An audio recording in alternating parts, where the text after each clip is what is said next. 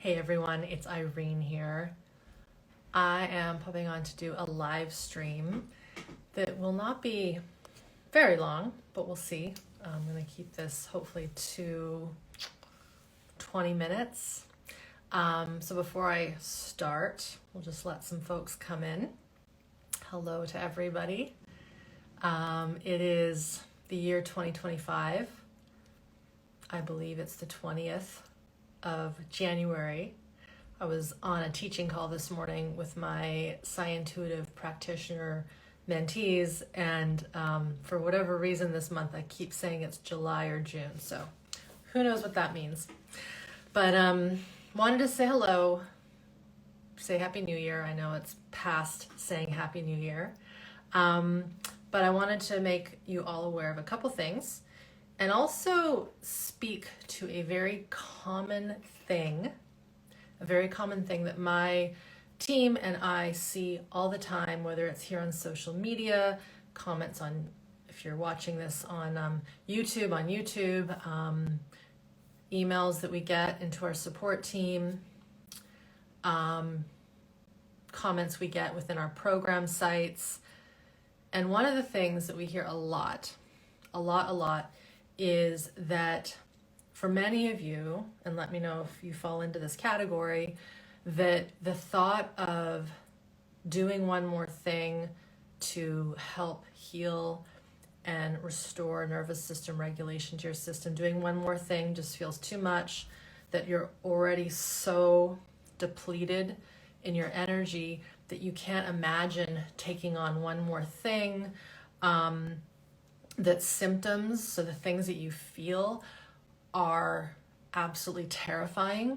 I've done some videos in the past about early trauma and pre-verbal trauma, so the trauma that we would get before we can make sense of thinking and cognition and even emotions. And so this is a real thing. When our traumas were so far back in utero and as infants, even as toddlers, what we might feel is purely sensation in our body, and it's terrifying. So this is another thing that we hear a lot of people say, and then a lot of folks are just confused and not sure where to start, and it's just like this big question mark and chaos as to where to start. So I'm not sure if this is something that you have felt or have experienced.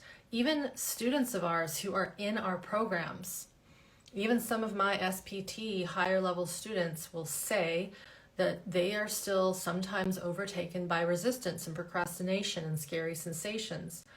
And that just shows that this is an ongoing work of learning to listen to self, learning to connect to the environment, and learning how to bring these two things together. Now, I wanted to hit on the first thing that I mentioned a while ago, which was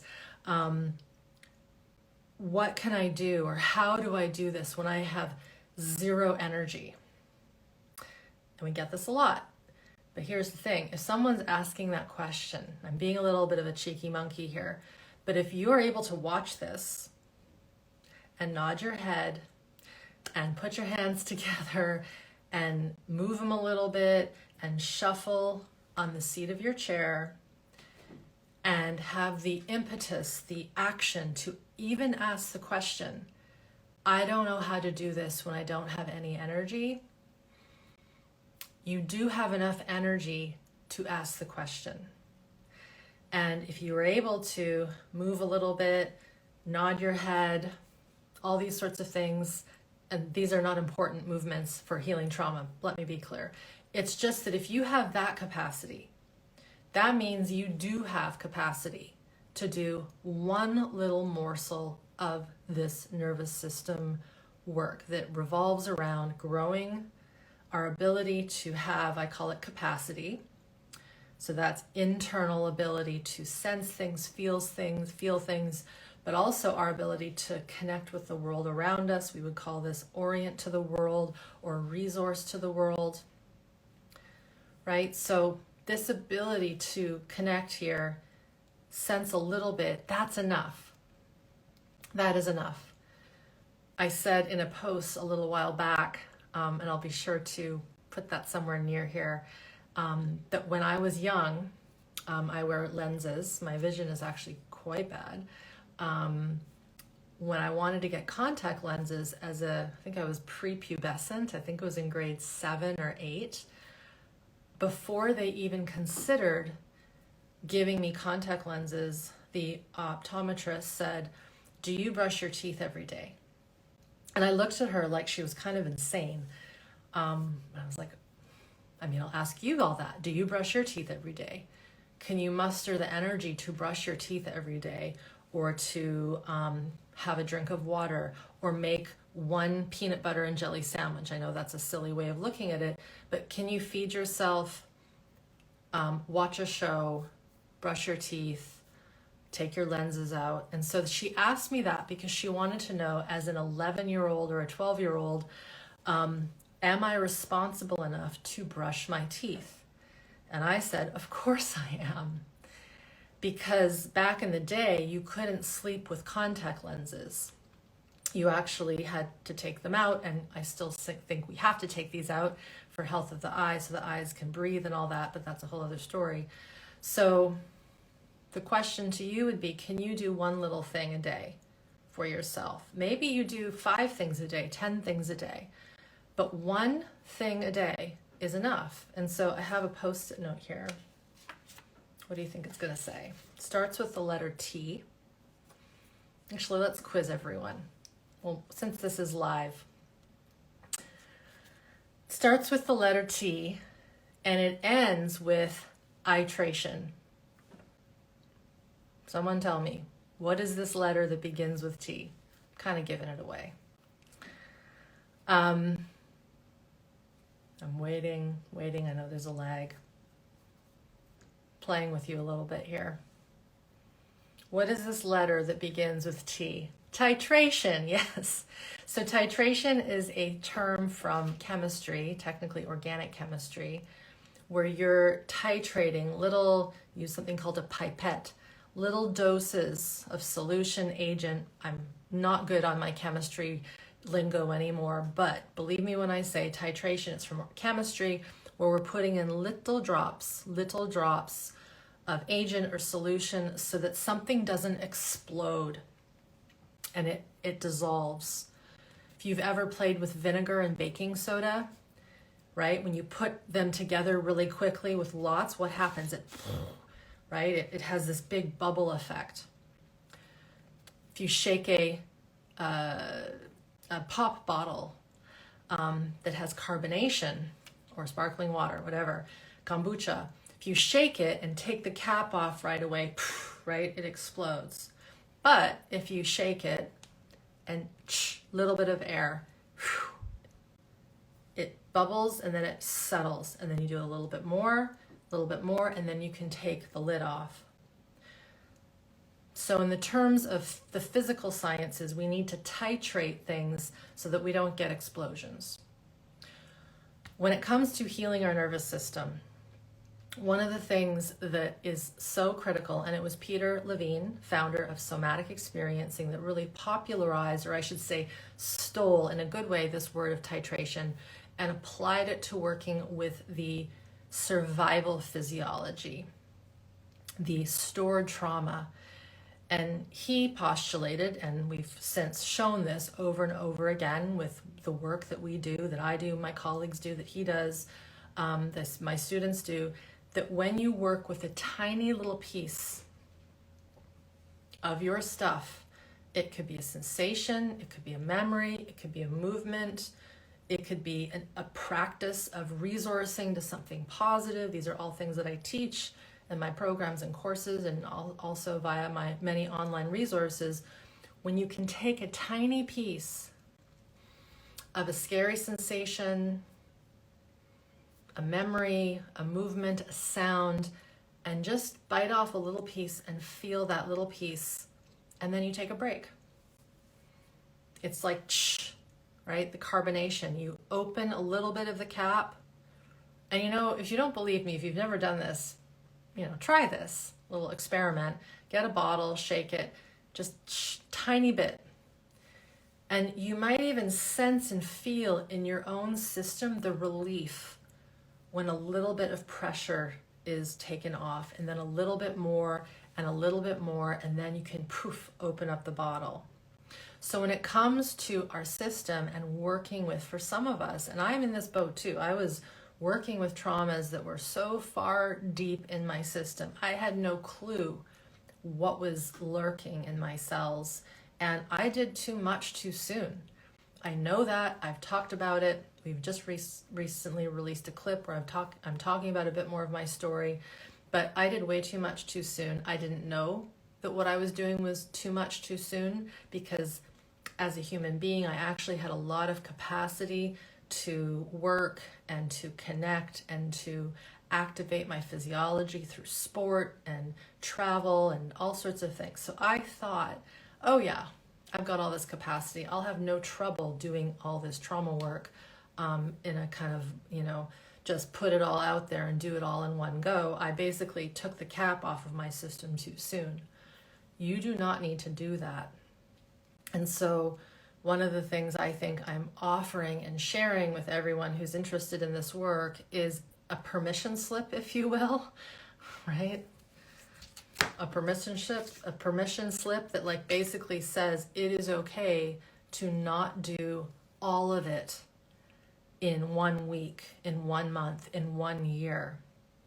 It is okay to do one titrated dose at a time, daily, weekly, right?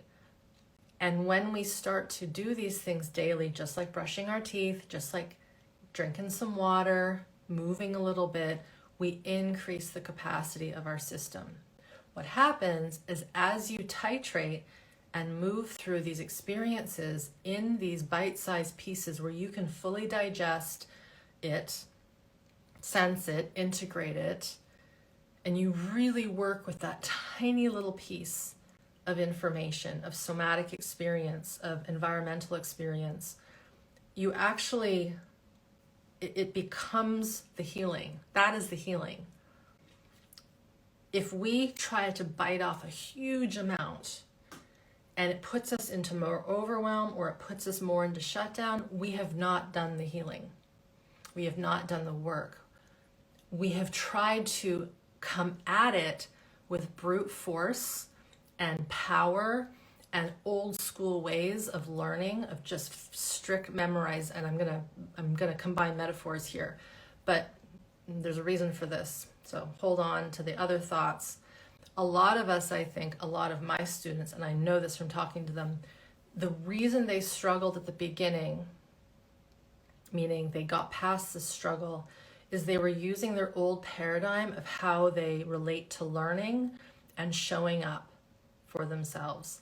They were using the old school ways of, I have to do all of it in one night. I have to cram for that test. I have to do everything in one day. We've got to figure it all out in one day.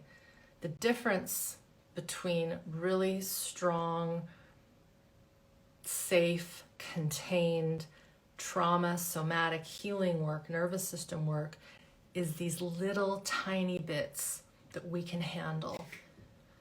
So important. And so if we're still living in the paradigm of, I'm not going to do this because I have zero energy to do anything, we need to kind of flip that script, as I mentioned at the top of this talk, and ask yourself the question, can you do one thing a day? If you can do one thing a day, you can do one thing a day for nervous system healing work, nervous system capacity building work.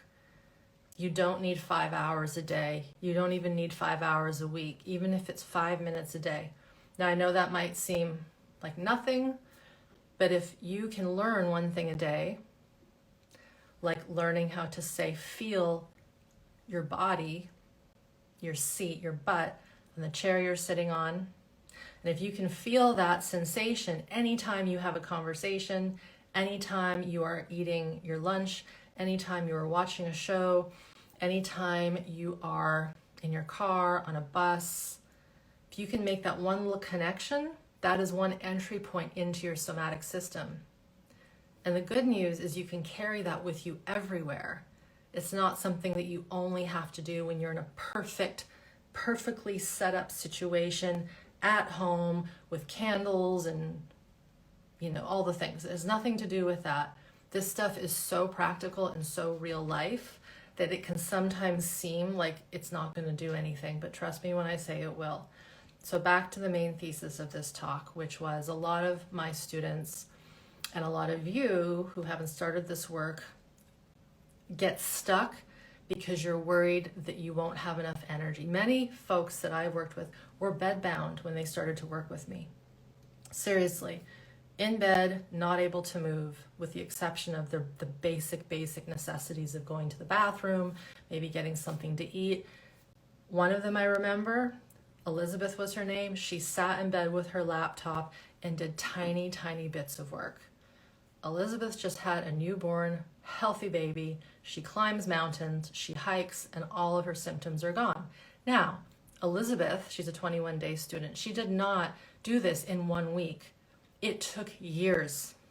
But in the first months of her doing the work, she got little windows of capacity, more windows of capacity, big windows of capacity. And then her system changed, and then she applied, and then she integrated. So it also comes down to you guys, realizing that there's a need to, at least one thing. I'm going to go back to that titration. Titration is little bits at a time. I know that might seem oversimplistic, but at the end of the day, it is that simple at the start. I think that's all I wanted to say. Let me just see what's happening in the chat here.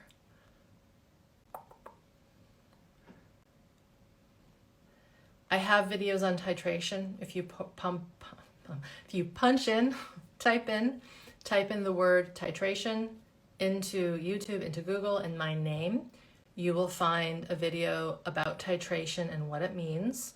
So it might be a little repeat of what I've just done and said, but it's always good to review and get things from a different angle. So be sure to watch that.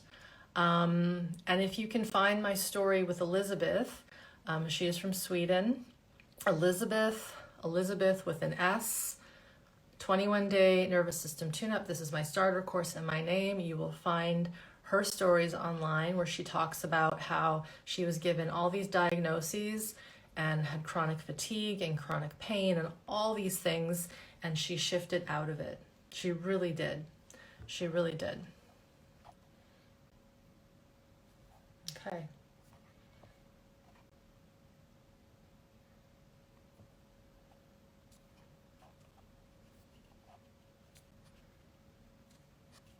Okay, folks. That's it for today. Again, titration, little bits. You do not need to be, here's the thing, I'll end with this one. Sometimes people think that they have to be totally safe and a bit more in capacity and a bit more healed to begin this work. Don't wait for that. Start with little tiny bits. I have resources on my site, audio samplers that are free of charge. You can try them. Some of them are 20 minutes, some of them are 30 minutes, some of them are 15 minutes. If all you do is the first 5 minutes, that's enough. Press pause, feel, come back to it the next day. If reading and learning is your thing, go to one of my ebooks. Read, learn, feel. Or if you're ready to start and really get into this work, 21-day nervous system tune-up. That is a great way to start today. You can begin that at any time, all year round. I call it kind of my starter course. And then coming late February, which is next month, February, on the 25th of February, we will be opening up registration for SmartBody, Smart Mind. This is my signature online curriculum. It's a big curriculum, and many of my students, my alumni, will take years. I'm not joking.